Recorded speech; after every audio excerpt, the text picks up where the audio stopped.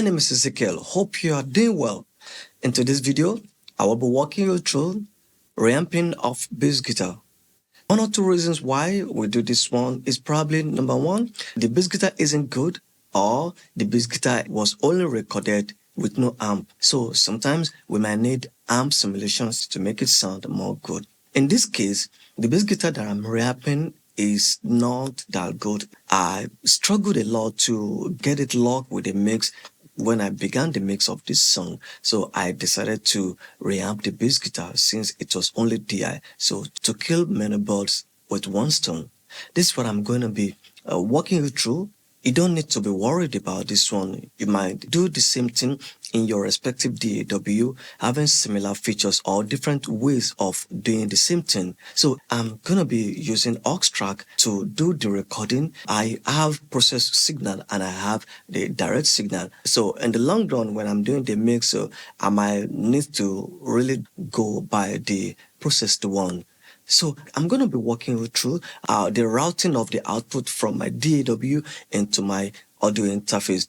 So I have 4-in-out audio interface, which typically 1 and 2 is my stereo output for my speakers, and 3 and 4 is the alternative output for something like this. Now, it doesn't end there. I'm recording the bass guitar with Fender Rumble 200 using a condenser microphone and a dynamic microphone, which is the legendary and popular SM58, and with JTS, one inexpensive condenser microphone. And also, I'm also using a Steven Slate mic emulation. I love this one compared to other mic emulation that I've used before. So I'm doing this one to add more character and add more texture into the signal that I'm recording, since I don't have enough microphone that can do the job for me. So before I play the song, I'm going to be walking through the processing from the routing to the audio interface and back to the bass guitar amp. Now, the first thing that I do here is that from the output of the bass guitar, I'm sending the signal to output 3 on my audio interface. I'm supposed to select output 3 because this is how it's worked for me with my audio interface. So because when I click output 3, it sounds one-sided, it sound on the left side, so instead of it to sound in mono. So this is how it works. So on your audio interface, you can as well select any output that are available for you to have a mono output. But in this scenario, I selected 3 and 4, then I only connected the output 3 from my audio interface into the guitar amp.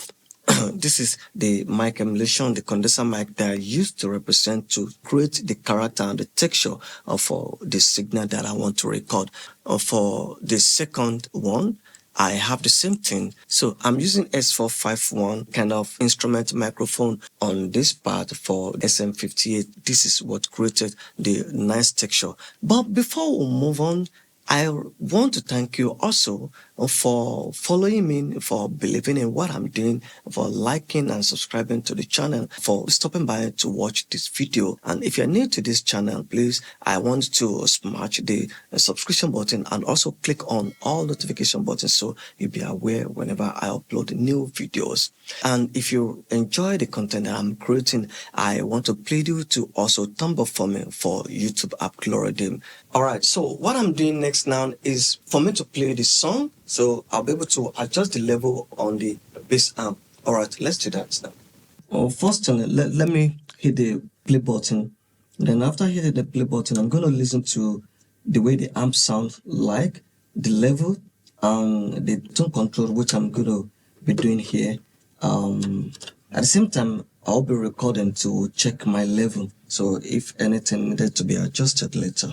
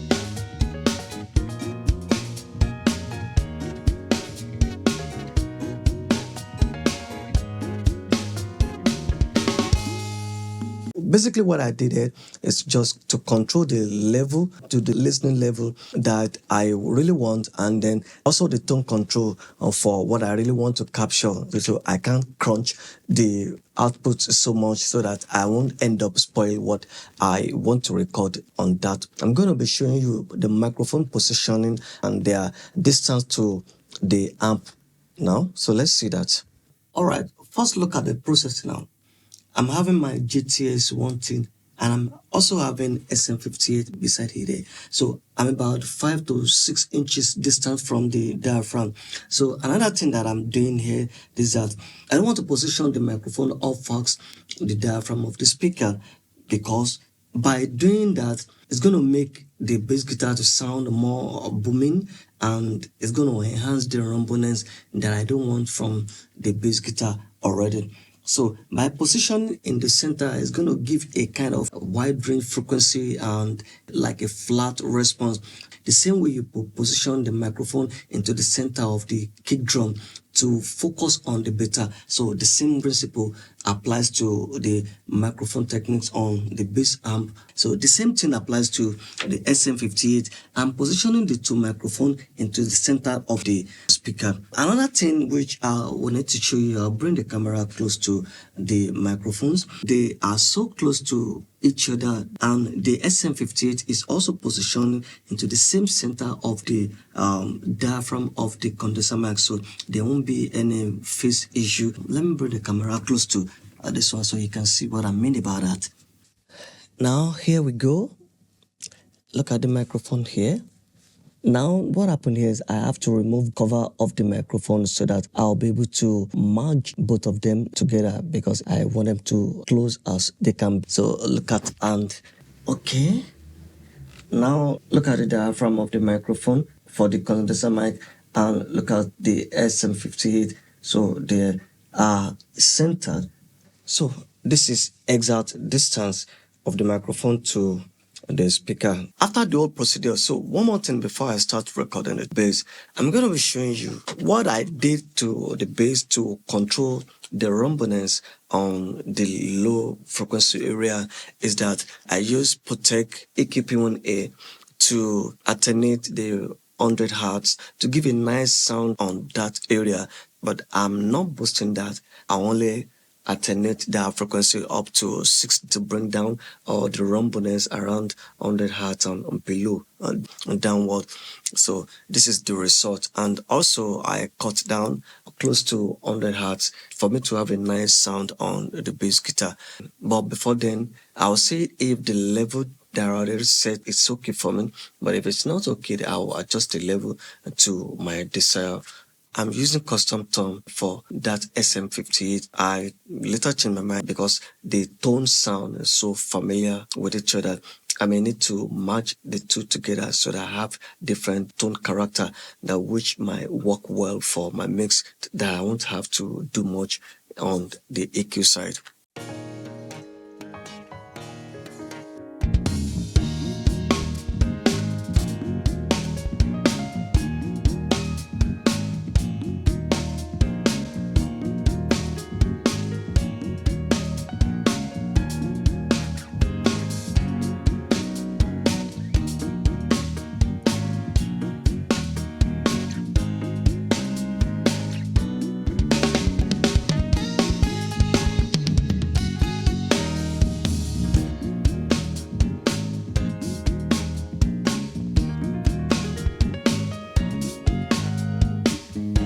Okay, I want us to listen to the unprocessed signal and the processed one on each microphone. So I'm going to be comparing those two with each other now before I play the one with the rest of the mix.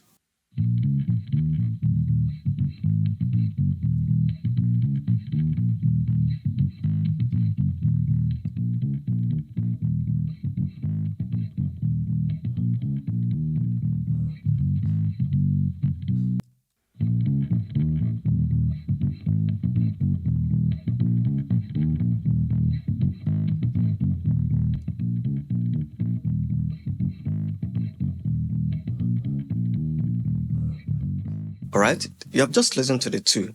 So the first one that I played was for the SM58, the unprocessed and the processed one. You could hear the difference between the two. And the second one that I played was for GTS, the unprocessed and the processed signal. I'm going to be playing the two amp bass guitar with the original one, so that which we're going to compare the three with each other. And so the one that sound more better and that sound fitting with the mix.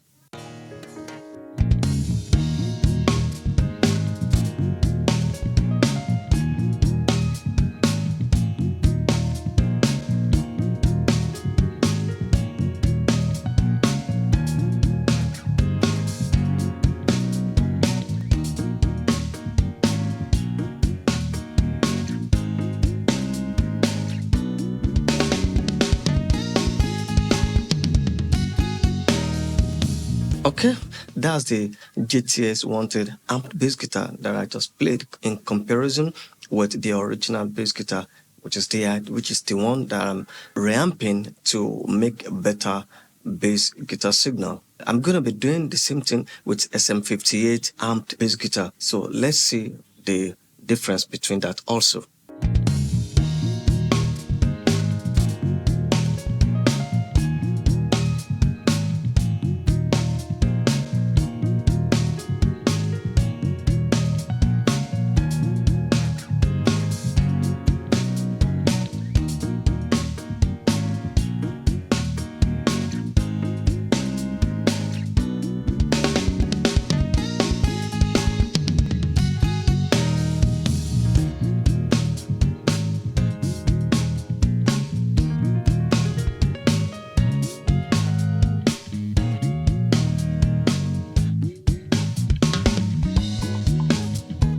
Okay, so these are the two amped bass guitar in comparison with the DI one.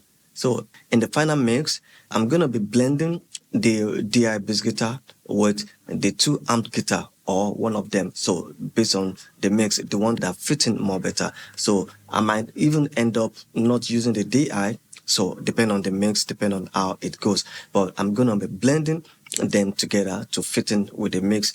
Okay, so what do you think about the reamping of the bass guitar, and how are you going to be blending these three together? I want you to drop your comment below, so let's keep the conversation continuing. Thank you so much for watching this video. If you are new to this channel, please, I want you to smash the subscription button and click all the notification buttons so you'll be aware whenever I upload a new video coming out. And if you enjoyed this video, please don't hesitate to thumb up for me for YouTube algorithm. This is where I will be stopping for now. See you the next time. Bye.